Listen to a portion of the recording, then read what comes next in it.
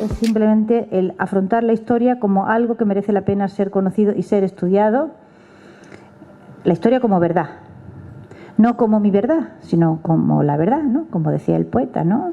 Tu verdad, no, la verdad, vente conmigo a buscarla, la tuya guárdatela. La verdad es un valor en sí mismo y es, no voy a decir que nos hace libres porque eso no es cierto, pero sí que produce una cierta satisfacción íntima y quita fantasmas. En cualquier caso, quita fantasmas el saber cuál es el eje de coordenadas en el que te encuentras. Por lo tanto, mostrarla a Martín Lutero en su contexto histórico, sacarlo de todo lo que se ha hecho en estos con la celebración, porque lo de Lutero se celebra, que han sido hagiografías de muy distinta naturaleza, desde las exposiciones que se han hecho sobre él, que todas es muy bonito todo lo que se muestra y todo perfecto y es todo tan aleccionador y tan dulce y tan rosa y tan en la idea de la tolerancia y la civilización y qué habría sido de la Europa occidental si no hubiese venido el luteranismo a liberarla de aquella oscuridad católica, ¿no? Pues esto ha sido la tónica de exposiciones, ha sido la tónica de publicaciones, pero con una excepción muy evidente, y esa excepción es el Reino Unido de la Gran Bretaña, el mundo inglés, ¿no? El mundo anglicano, los ingleses no tienen los complejos que tienen los católicos, no tienen para nada esos complejos.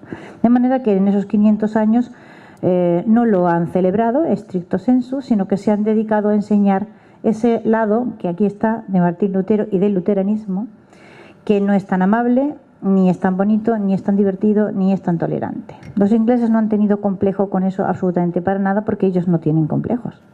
No en este sentido, quizás tengan otros, pero en este sentido, desde luego, no tienen ninguno.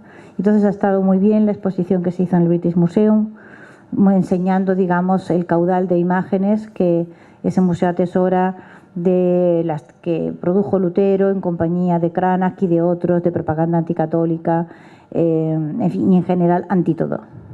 Porque Lutero tiene un lado anti muy importante. La historia, digamos, pues mencionaré algunos de los asuntos más significativos y luego ustedes, si quieren, me preguntan lo que quieran. Pero lo fundamental es que hay que entender que Martín Lutero tiene un contexto histórico, tiene un contexto político y social, sin el que es absolutamente imposible comprender cómo pasa de ser un hereje a ser un reformador. ¿De acuerdo? El carnet de hereje se lo quita a Lutero los príncipes alemanes y son ellos los que transforman esa herejía en una reforma. ¿Por qué? Pues porque Martín Lutero vive en un momento político muy concreto. O sea, hombres que habían hecho lo que Martín Lutero hizo y cosas semejantes habían existido en el seno de la cristiandad, digamos, en la Europa occidental, desde siempre. Herejías siempre hubo. Ninguna resultó ser tan importante porque ninguna gozó del apoyo político que tuvo Martín Lutero en las personas en aquel momento muy cuestionadas de los príncipes alemanes, de las grandes oligarquías que habían gobernado los distintos territorios del Sacro Imperio. Para entender esto hay que ver que aparece alguien que se llama Carlos V y que Carlos V es un emperador muy raro en el contexto de la historia de ese Sacro Imperio, porque es un emperador que tiene más poder que ningún otro emperador ha tenido en siglos, pero muchísimo más poder. Y ese muchísimo más poder de Carlos V le viene a la herencia de su madre, que es gigantesca también, y que le da una posición singular. Y Carlos V es un hombre también singular y concibe ese proyecto de integración de norte y sur que se llama la Universitas Cristiana. Es un proyecto prematuro de Unión Europea, pero no deja de ser un proyecto de Unión Europea. Ustedes, no sé quién recuerda, pero seguro que hay gente aquí que lo recuerda, que la primera moneda, que no llegó nunca a ponerse en circulación, que se llamaba el ECU, algunas las llegamos a ver, la imagen que tenía era la del emperador Carlos V en la cara. Y esto tenía un sentido. Claro que tenía un sentido, porque él había sido un precursor. ¿Cómo y por qué, digamos, no cuaja aquel proyecto de integración europea, de reconstrucción del Imperio Romano en el sentido amplio, incluyendo el sur? Pues no cuaja porque las oligarquías alemanas se niegan absolutamente a aceptar que aquel hombre, que para ellos no es más que un primus inter pares, y no están dispuestos a aceptar que mande más o que tenga más poder o que cuestione su cuota correspondiente, Martín Lutero les ofrece, ¿cómo les diría yo?, la herramienta necesaria, o sea, es el argumento perfecto para encontrar un punto de confrontación que no tenga solución. Y en aquella época, digamos, la religión era ese punto de confrontación que una vez planteado, digamos, puede llevar a una conflictividad indefinida, ¿no? O sea que, digamos, suministra un material del que hay una demanda extraordinaria en ese momento. ¿Quién le compra a Martín Lutero ese material? Los príncipes alemanes, que son sus valedores, que son sus protectores y a los que él sirve a lo largo de los años con perfecta y absoluta lealtad, en todos los sentidos, hasta el punto, y detrás lo encontrarán, de aceptar la boda bígama del príncipe de Felipe de Hesse, digamos, con su primera esposa viva. Esto fue un escándalo sin precedentes, porque hasta aquel momento, y aunque otros digamos herejes o reformadores, como lo queramos llamar, habían coqueteado con el tema de la poligamia, este era, digamos, un punto central de la mentalidad cristiana, que el matrimonio que Jesucristo instauró era monógamo. En su momento, evidentemente, eso fue para la mujer una ventaja absolutamente extraordinaria, o sea, fue una gran liberación. Pero, bueno, pues de pronto hay príncipes a los que les apetece casarse más de una vez, ¿no? Y ahí hubo unos ciertos años de vagabundeo mental, y en un momento determinado, Hesse, que es uno de los príncipes más poderosos con los de Sajonia, se quiere casar con otra señora, y su primera esposa no está por morirse. Y esta segunda señora pues no acepta, digamos, una situación de convertirse en la amante visitada, sino que quiere una legalización, y Martín Lutero le fabrica una legalización a Felipe de Hesse, ¿vale?, para que se case, y eso es algo que históricamente cualquiera le puede... O sea, fue un servidor extraordinariamente leal, proporcionó el material que los príncipes necesitaban para montarle al emperador Carlos V unas guerras de religión que luego finalmente terminaron dejando el Sacro Imperio a los pies de los caballos hasta la paz de Westfalia, ¿no?, y arrastrando a Alemania a una situación de postración histórica, de pérdida demográfica, etcétera, etcétera, de la que no pudo salir hasta el siglo XIX. Y claro, contar esto como una alegría, o como una liberación, o como una prosperidad, o como una tolerancia, pues es muy, muy necesario proceder a grandes dosis de maquillaje y de acomodación de hechos del pasado, para que nos haya quedado a todos en el cerebro que lo que ocurrió con esa herejía que se transformó en reforma fue algo bueno para muchísima gente, o que vinculado al movimiento luterano y a otros movimientos heréticos en el mismo sentido, lo que le vino a Europa fue una gran liberación. No, antes de venir la gran liberación, que vino en general para todos, lo que vino fueron conflictos que dejaron miles, cientos de miles, y yo diría que millones de muertos en la Europa occidental, que produjeron una crisis demográfica grandísima, y que, a fin de cuentas, bueno, en el caso muy concreto de los territorios del Sacro Imperio, o sea, Martín Lutero, y lejos no se puede, o sea, no se puede llevar la explicación a otro sitio, es responsable de la perpetuación del régimen feudal, o sea, los siervos de la gleba, los regímenes de servidumbre, en los territorios del Sacro Imperio, cualquiera lo puede comprobar, llegaron vivos hasta el siglo XIX. O sea, en el siglo XIX, cuando hacía ya 4 siglos que en el sur de Europa, en España desde el XV, y en los territorios de Italia, etcétera, se había superado perfectamente bien el feudalismo, y sin que aquello provocara grandes crisis, la sanción teológica a la servidumbre feudal que Martín Lutero dio prolongó esta situación anómala durante varios siglos más. Por lo tanto, esa idea, que esta mañana un periodista me preguntaba, que el protestantismo trae prosperidad, no, antes de traer prosperidad lo que trajo fue atraso, y lo que trajo fue violencia, y lo que trajo fue empobrecimiento, pero clarísimamente.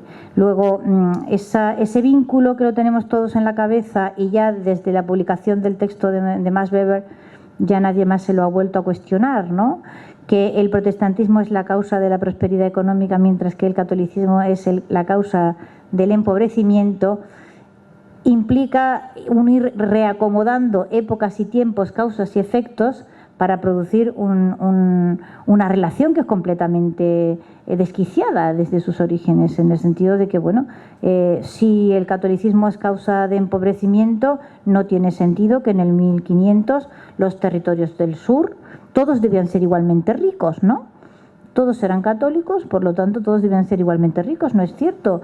Las zonas del sur de Europa eran muchísimo más ricas que las del norte, ¿no? ¿Y cuál era la causa? El catolicismo. Quiero decir, la concurrencia de determinadas corrientes históricas o de determinados momentos con otros factores no significa que necesariamente sean causas y consecuencias, ¿no? Porque si la reforma, llamémoslo así, es la causa del...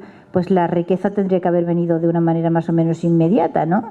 Y en 1700 los territorios del Sacro Imperio son muy pobres y en 1700 casi todos los territorios protestantes son extraordinariamente pobres. Entonces, si esa es la causa, tendría que haberse producido antes, ¿no? En fin, ahí tienen ustedes ejemplos, pues desde la propaganda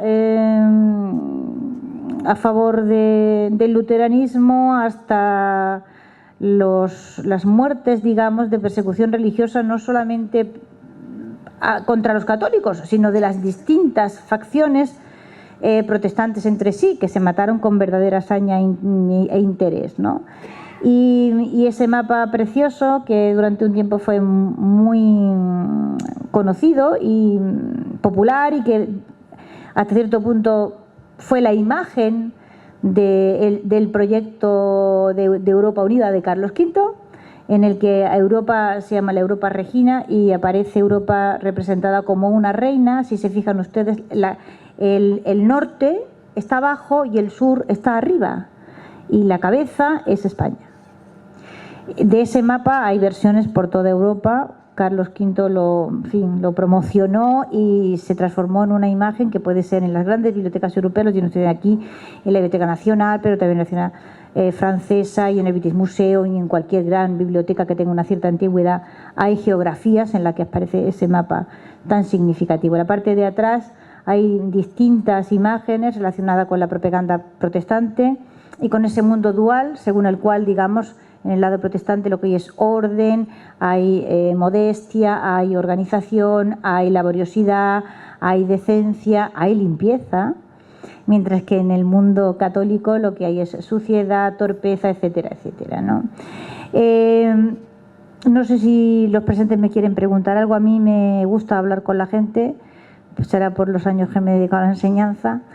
Si les parece, podemos entrar en un diálogo en el que ustedes me pregunten lo que más les interesa. ¿Alguna consideración sobre Lucas Cranach, pieza fundamental para el desarrollo mediático del protestantismo? Hay un artículo muy estupendo por ahí que se llama "Cómo Lutero se transformó en viral", ¿no? Y el proceso de viralización, perdónenme la palabra tan fea, tiene mucho que ver con el talento extraordinario de los Cranach, el padre y el hijo, y de su taller. Y es que Wittenberg se transforma con la protección del príncipe Federico y luego el príncipe Juan de Sajonia, que eran riquísimos. O sea, después de la confiscación de todos los bienes de la Iglesia, pues imagínese la riqueza absolutamente inconmensurable que tienen ahora mismo los príncipes de Sajonia.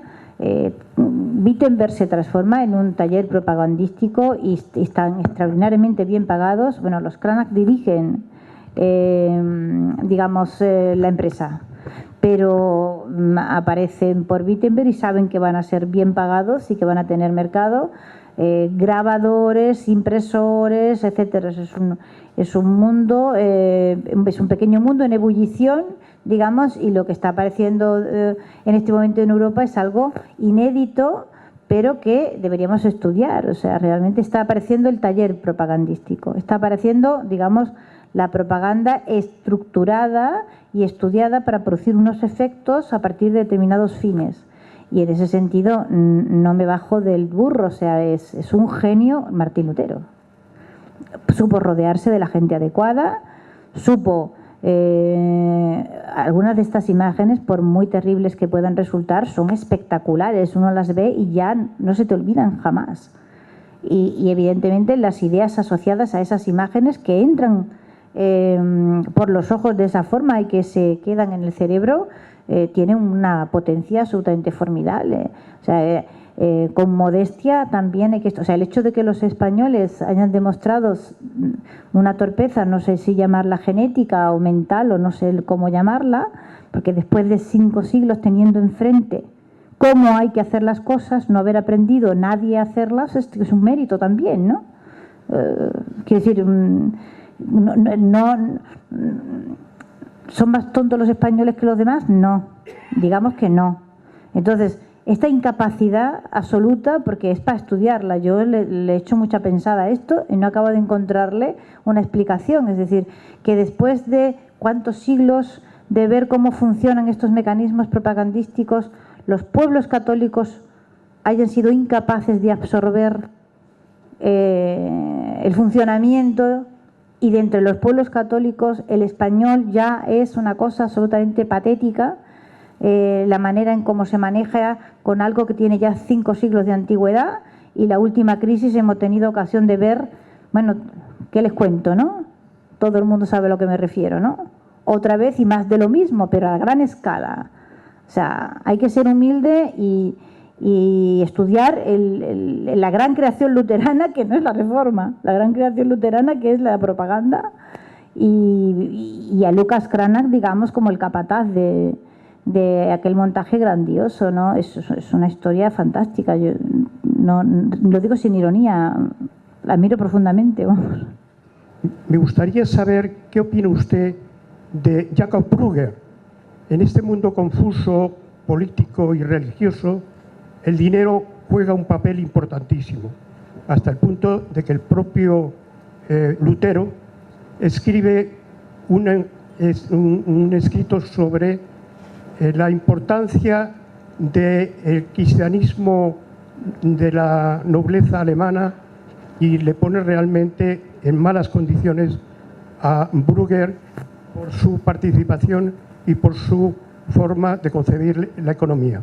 Que los bandazos ideológicos no, que si las ideas que encuentra uno defendidas en un año, 6 años después o 7 años después, o sea, encontramos, pues los sacerdotes deben llevar ropas talares, pues no deben llevarlas, o hay que ser célibes y pues después no hay que ser célibes, y nos salvamos por la fe y después no nos salvamos por la fe y después otra vez nos salvamos por la fe.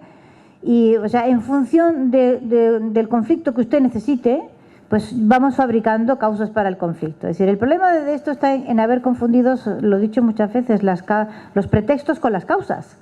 Si usted quiere encontrar conflicto, lo termina encontrando, ¿no? Yo no creo que Martín Lutero tuviera una idea muy clara sobre la economía, ni creo que Martín Lutero fuese más allá, digamos, de continuar al servicio de sus príncipes y en función de las necesidades de esto.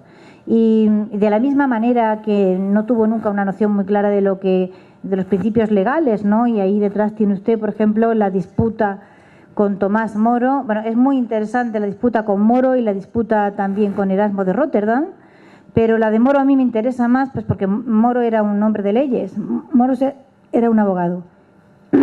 Y entonces realmente se siente muy preocupado de que Lutero defienda cosas como que no hacen falta las leyes civiles. O sea que, digamos, los jueces y los gobernantes inspirados por Dios pues van a actuar todo, lo van a hacer estupendamente bien. Claro, a Tomás Moro se le abren las carnes, ¿no? O sea, pero ¿cómo vamos a dejar a la inspiración divina? La ley es lo que hace a la civilización y el hombre. O sea, desde los tiempos de los romanos venimos aprendiendo cómo funcionan las leyes para que haya una cierta garantía. En la vida civil no estamos hablando de teología, además Moro lo dice, yo no voy a entrar en teología, yo voy a entrar en lo que entiendo, yo soy un hombre de leyes, soy un abogado. Y este señor está diciendo cosas como que con leer la Biblia y que los jueces te estén inspirados, pues ya es suficiente. ¿Pero qué estás diciendo? Es decir, si no hay leyes, dejamos a los pueblos entregados en manos de sus señores sin que haya posibilidad. O sea, yo tengo la sensación de que en ese momento Lutero dijo eso, pero podía haber dicho otra cosa. No sé si me explico. En función de lo que en aquel momento el mercado pudiera demandar o las necesidades de sus príncipes fuese. Yo tengo esa sensación. Pero ha comentado ahora mismo que no entiende cómo después de 5 siglos, ¿no?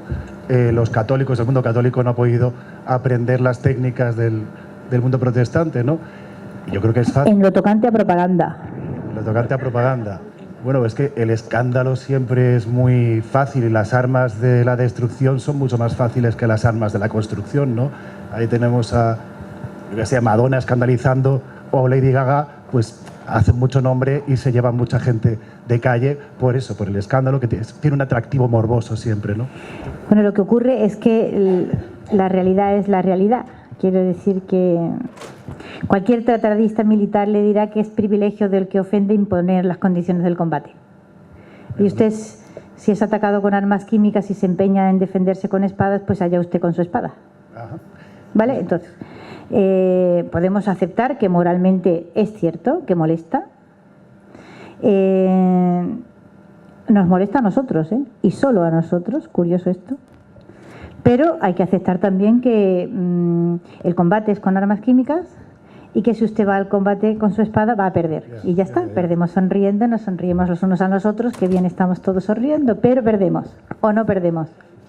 No sé si usted, cuál será su pensamiento, si verdaderamente piensa que ha habido una contraofensiva de la Iglesia protestantizándose en cierto modo, acercándose totalmente al mundo protestante, y al final la crisis es evidente, es decir, que desaparece. No sé si la... Yo no sé por qué tenemos tanto, pero yo no sé por qué quizá las armas de los otros son para los otros y no para los del otro lado, ¿no? En el momento en que vemos... Bueno, las armas del católico ha sido... Mire, es público y notorio que yo no soy persona religiosa, ¿no? Y precisamente por eso estudio la religión desde fuera y las iglesias desde fuera.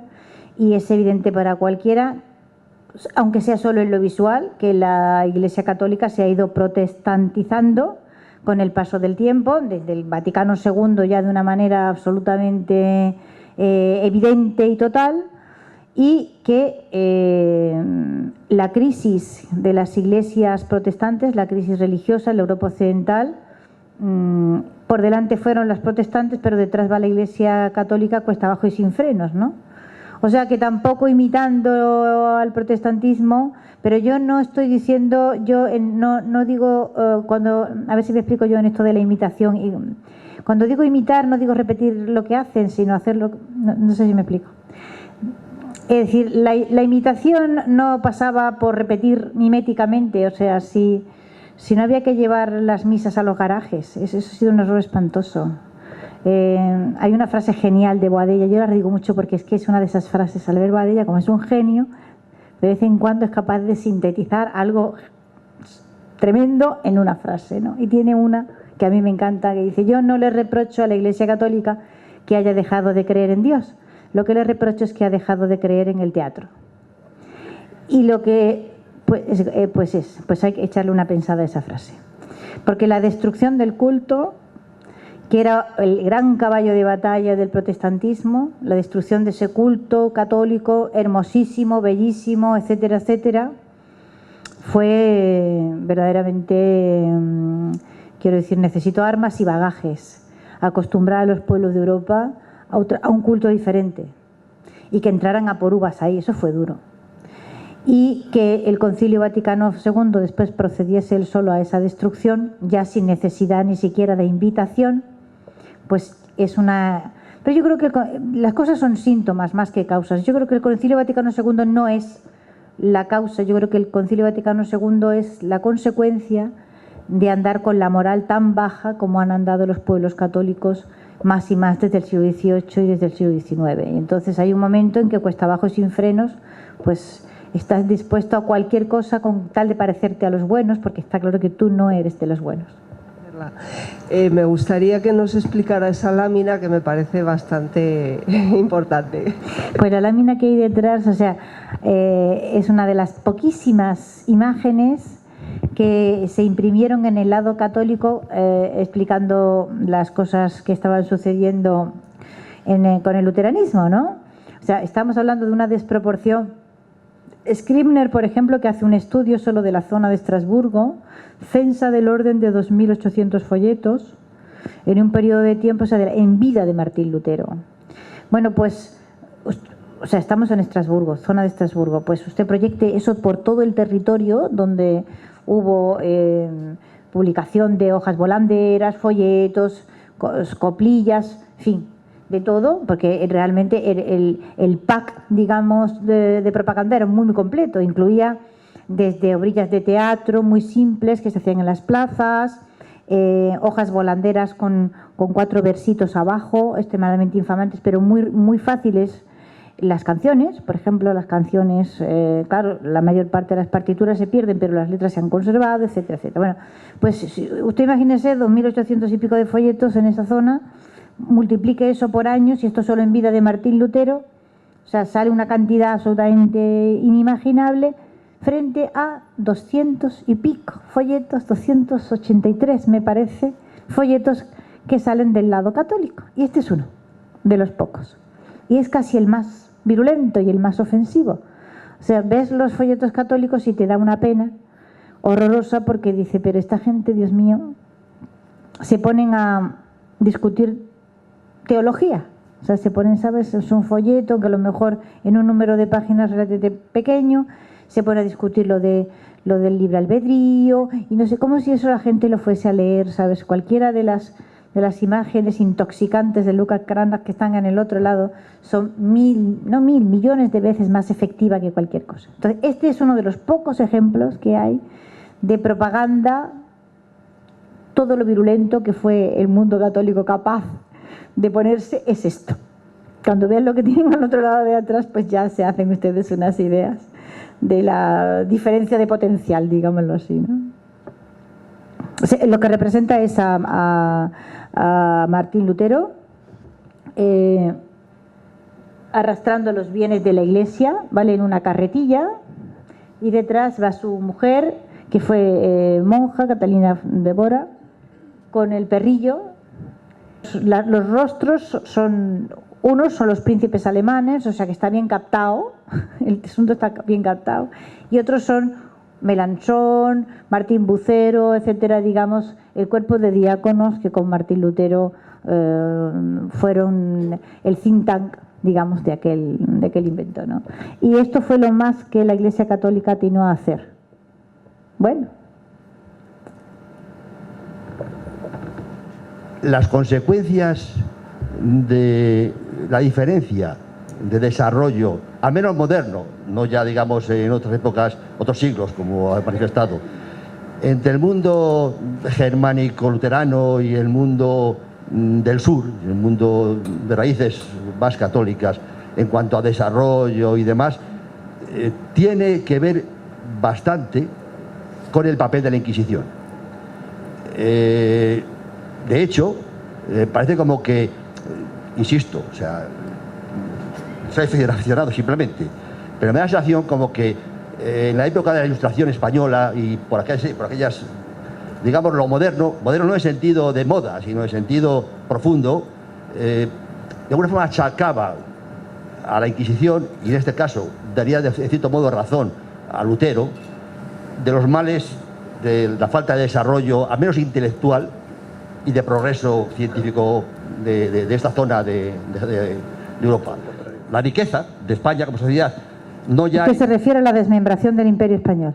Pero no territorial, que evidentemente eso tenía que ser así porque sí. No, me refiero en cuanto a riqueza económica, riqueza de ese sentido. ¿Pero en qué año, en qué siglo, en qué momento? En el siglo XIX, por ejemplo. En el siglo XIX. Por ejemplo. En el siglo XIX, evidentemente, esta tierra, como todas las que formaban parte del Imperio Español, atraviesa por un periodo larguísimo de conflictividad, que es algo que cualquiera que estudie las vidas de los imperios sabe que sucede cuando un imperio se desmembra. Váyase usted a los Balcanes, por ejemplo, y verá que no han conseguido estabilizar los territorios desde que el Imperio Austrohúngaro y el Imperio Otomano se vinieron abajo. Todos los territorios, eso es la Edad Media en Europa Occidental. La fragmentación del Imperio Romano sigue un periodo extraordinario de feudalización, es decir, de creación de poderes vinculados a las relaciones personales y no a la ley. Eso es el mundo feudal, por el que, bueno, ¿cuánto tiempo tarda Europa en volver, digamos, a constituir la ley como fundamento de relación entre las gentes que viven en una determinada zona, a volver a concentrar el poder, a constituir de nuevo tribunales y no privilegium, leyes privadas, ¿de acuerdo? Y eso no tiene nada que ver con la Inquisición en absoluto. Es decir, la Inquisición es un fenómeno, si yo tuviera que definirlo de alguna manera, es la domesticación de la intolerancia religiosa. En el territorio protestante no la domestica nadie, va por libre y provoca muertos en miles sin que haya juicios. Yo no sé estas cosas cómo es que no las hemos visto nunca, ¿no? Pero nuestros muertos son todos conocidos, mientras que los del otro lado no tienen derecho ni a un nombre. Y en cuanto a tolerancia, pues ¿qué quiere que le diga? En Suecia, hasta los años 70, los católicos no podían ser funcionarios. Si en los años 70 un protestante no hubiera podido ser funcionario en España, nos da un ataque con convulsiones. ¿Qué quiere que le diga? Es que hay cosas que son leyes y han estado ahí vigentes, las puede ver cualquiera. Google no deja mentir hoy a nadie y se pueden comprobar. Entonces es que nos hemos tragado ruedas de molino, simplemente, ¿no? Yo no sé si hay esperanza. Yo estoy con doña Carmen Iglesias, que me dijo una frase que desde entonces la ando repitiendo como un mantra: la lucha por el pasado es la lucha por el futuro. Todas estas cosas que está usted diciendo y que dice maravillosamente en su libro, que tengo que decir que soy su fan.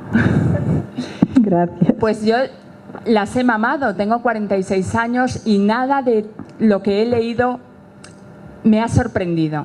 Es decir, son cosas que yo sabía y que cuando yo tenía 14 años, a ver, no sabía todo, evidentemente, no digo que tenga una cultura tan amplia, pero cuando yo tenía 14 años ya lo sabía. Y lo que me sorprendía es que nadie más lo supiera. Yo soy profesora de matemáticas, soy física y matemática y soy profesora de instituto, como usted. Y no tengo ningún pudor en decirlo en mis clases y todo el mundo sabe cómo soy. Y cuando yo llego a una clase y en la pizarra está escrito el nombre del emperador, yo pinto corazones a su lado. Así soy. No vamos a hacer pegatinas con Carlos V, ¿eh? Bueno, pues... Sí, porque pues Carlos V es un poco... Carlos V realmente representa muy mucho lo que la mentalidad de los españoles era en aquel momento. Es decir, muy abierta, extraordinariamente tolerante. No es español, se hace español y viene con un canciller que es un italiano, que había sido canciller de los Habsburgo y es realmente el que reforma el Consejo de Indias y el Consejo de Estado y lo transforma en una herramienta capaz de ser, digamos, de gobernar un imperio. Es un tío que se llama Gatinara, lo ha olvidado el mundo entero. Es decir, Carlos V es un señor que es un cosmopolita, es un políglota y es un hombre que va de una punta a la otra de Europa sin arrugarse y come de todo.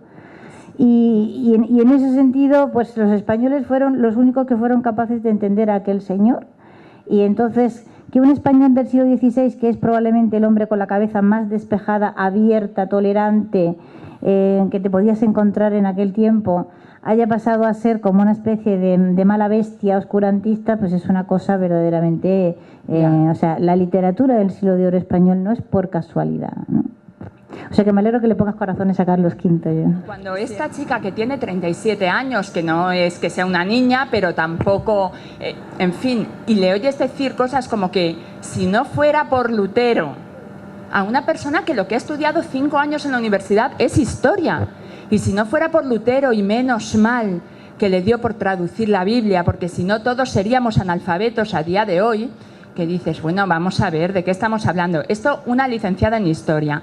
Y luego cuando ves en la televisión cosas como el Ministerio del Tiempo o La Peste o El Punto sobre la Historia, donde todo es lo mala que era la malvadísima Inquisición, pero ¿dónde está la esperanza? Yo no la encuentro. Dos cosas tengo que comentar en lo que ha dicho. Lo de Martín Lutero traduciendo. Bueno, ahí detrás tienen ustedes, es uno de los grandes iconos luteranos, ¿no? Esa traducción democrática de la Biblia y traducciones había porrillo en todas partes y hay varias. Al español había sido traducida, bueno, de hecho, la gran traducción de la Alfonsí, la de 1280, a partir de 1280, ¿no? La que se incorpora a la General Historia, que da lugar a unos manuscritos bellísimos. y se conservan, pero parcialmente, traducciones previas al rey Alfonso X el Sabio, y luego está la gran traducción de la Casa de Alba, ¿no?, que la hacen dos rabinos con los canónigos de la Catedral de Toledo.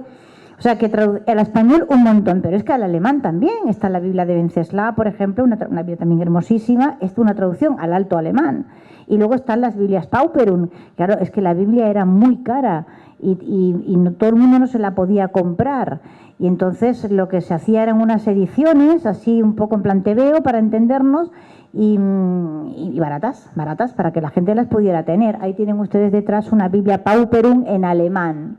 Por tanto, lo que Lutero hace lo habían hecho todo el mundo muchas veces y no había supuesto ningún conflicto ni había nadie muerto por aquello. Lo que no se podía, pero tampoco en territorio luterano, era que cada uno tradujera como le diera la gana, ¿vale? Eso es una precaución que se ha tenido con todos los textos que son importantes, con los textos sagrados, pero también con Homero.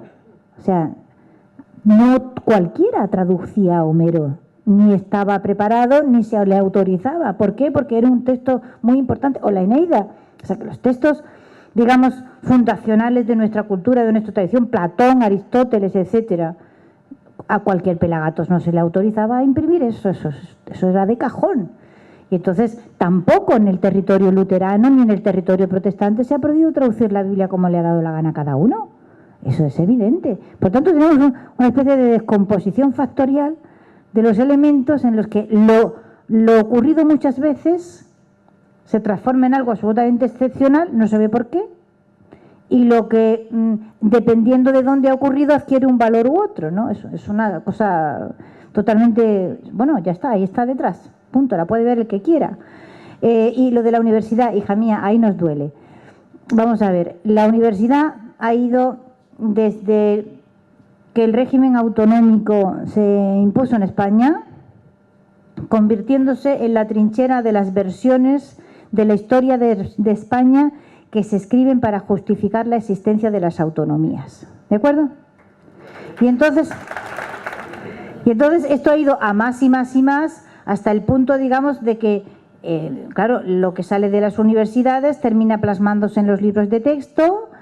A modo así de comentario inocente diré que el 85% de los libros de texto se imprimen en Barcelona y etcétera, ¿no? Y entonces, evidentemente, ese es un frente tremendo, o sea, ese es un frente de reconstrucción que va a costar muchísimo tiempo de volverlo a encauzar, porque lo que tenemos es, pues, libros que ustedes aquí estudian, la flora y fauna de Madrid, que es fascinante, y las cuencas de los ríos, que desde los tiempos del catapún chin chin ya estábamos de acuerdo en que había que estudiarlas como un todo unitario, pues ahora las hemos fragmentado y cada uno estudia un cacho de río. Y nadie estudia el río completo. Quiero decir, vamos a ver, que esto es un disparate total y que este disparate total está argumentado pues porque cada autonomía gestiona una cantidad enorme de dineros y cada uno se ha atrincherado en ellas, dispuesto a disfrutar de su pequeño taifa a como dé lugar, y entonces o sea, es un problema muy serio, no el de Cataluña, sino el de la estructura territorial, que es muy grave, y como todo el mundo que busca una justificación política tiene el mal gusto de ir a la historia a buscarla, pues ha habido que ir reconstruyendo. O sea, yo hablo de mi territorio, ¿no? Y a nosotros pues se nos ha llenado Andalucía de lunas moras subvencionadas de repente, y salen de las universidades unos textos que dan pánico, porque parece que nunca nos invadieron los moros, sino que lo que nos invadieron fueron los españoles, bendito sea Dios. ¿Y por qué? Pues porque ese es nuestro hecho diferencial. O sea, nuestro hecho diferencial es al andaluz. Luego tenemos que construir un al-andalus mitificado, ¿entiendes? Esto era maravilloso, todo eran chorrillos de agua, ¿entiendes? Y una cosa estúpida, y jardines, y estábamos todos viviendo en Alhambra. Hasta que llegaron esos bárbaros castellanos, ¿comprendes? Y se acabó la diversión. ¿Qué vamos a hacer? En fin, esto hay que echarle sentido del humor, porque como no nos riamos, sucumbimos a la desesperación. Y eso, amiga mía, no. La desesperación es mala consejera. Ahora mismo, digamos, como los movimientos, esto que estudia la teoría del caos, ¿no? Que empiezan las espirales a funcionar. Bueno, esto hay que dejarle su tiempo de fermentación, y hay que el español es lento de reacciones, ¿vale? pero demuestra una capacidad de resistencia absolutamente fenomenal. O sea que esto tardaremos, pero no hay que no cunda el pánico para nada, porque entre otras cosas, si tú decías, no, es que no hacemos ninguno nada, no, hacemos todo, porque esto es, digamos, ¿qué es lo que ha impedido que haya habido males mayores, considerando que tenemos una clase política que en general, ¿vale?, vive en una realidad paralela? Pues esa especie de cuerpo de resistencia.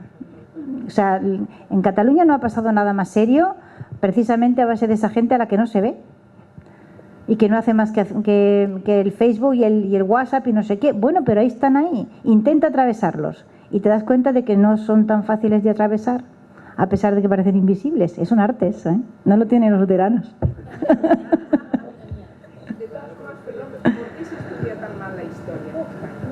Porque la historia de España es una historia que es un caballo de batalla desde hace muchísimo tiempo, no solo dentro de España. O sea, la historia de España es un caballo de batalla desde los tiempos del luteranismo. Es decir, usted tiene que una parte grande de la Europa occidental ha construido el relato favorable de sí misma alrededor del relato desfavorable de lo que fue ese imperio.